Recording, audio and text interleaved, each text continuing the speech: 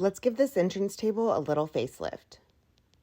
I started by sanding the top completely down to the original wood and scuff sanded the body for better paint adhesion. Next, my favorite little helper helped me by removing the dust. Using Dixie Belle's Cleaner White Lightning, I then gave the entire piece a thorough wipe down. I used Early American to stain the top. I then used some leftover Bin 123 primer that I had tinted from a previous paint job to primer the body. Once my primer was dried, I then lightly sanded it and it was time for paint. Using my paint sprayer, I then applied 2 coats of Dixie Belle Paint Company's paint in the shade Collard Greens.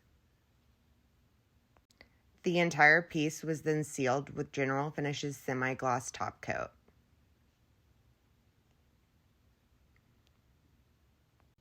Look how beautiful our finished piece turned out.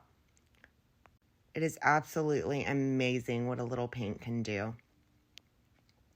Check out the Reconciliation Furniture storefront on Amazon for all of my favorite products. And hit that follow button to see more tutorials just like this one.